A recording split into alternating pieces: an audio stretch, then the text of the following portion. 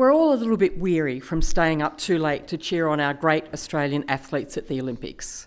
This celebration of national pride and excellence in sport is something we all look forward to every 4 years, and the Paris Games have not disappointed. I want to congratulate all our Olympians, medal winners and runners-up alike. You made us all proud to be Australian. And of course, it wouldn't be an Olympics without controversy. This year focused on the women's boxing and the participation of 2 athletes from Algeria and Taiwan. We shouldn't be afraid of controversy or hard issues and hard conversations, but we are defined by how we approach them.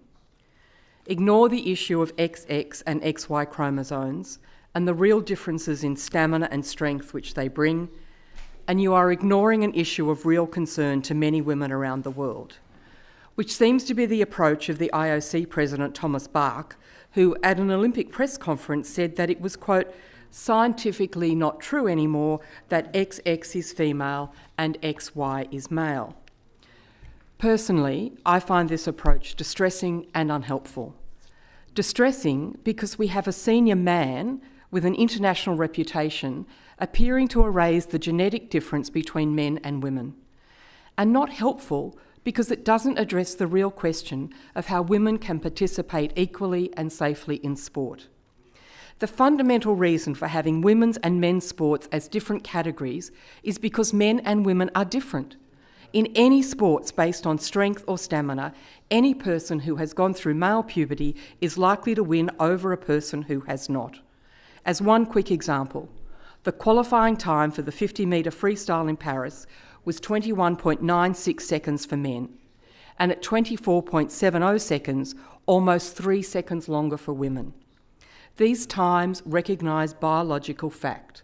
Pretending that XX and XY are not different and do not cause people to have different strength and speed is ignoring biological reality.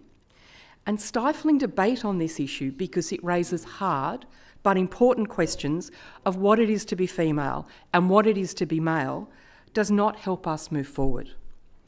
Rachel Wong is the CEO of Women's Forum Australia. She regularly posts about a range of issues of importance to women and has been posting about the controversy in Olympic boxing. Her post did not attack the 2 boxers at the heart of the debate. She did not falsely imply that they were trans, and as she said, quote, "It is possible to be sensitive to the difficulties faced by those with DSDs and still insist on fairness and safety for women. My position has always been to condemn the International Olympic Committee and its policies, which are failing female athletes, and in this case have also failed the 2 boxers in question by putting them in a position where they would be subject to such intense public scrutiny," end quote. Her 3 posts about this issue were removed from LinkedIn. Why? For hate speech. And then she was locked out of LinkedIn. Why?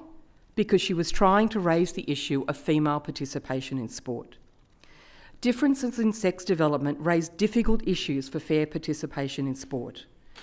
People transitioning genders, such as the Italian Paralympian Valentino Petrillo, raise difficult issues for fair participation in sport. Prior to transitioning, she won 11 national titles in the men's category and will now run against women in Paris. This is the first time an openly transgender athlete will participate in the Paralympic Games. Of course, this raises issues about equity and justice. And these difficult issues are not resolved by saying nothing to see here. And they are not resolved by shutting voices out of social media. Before they were removed, Rachel Wong's 3 posts had over 60,000 views and 600 reactions. These figures are relevant because they demonstrate that these posts were part of a conversation we need to have.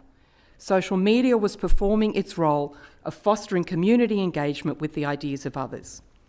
Michael Spence, as Vice-Chancellor of the University of Sydney, used to argue for the need to disagree well.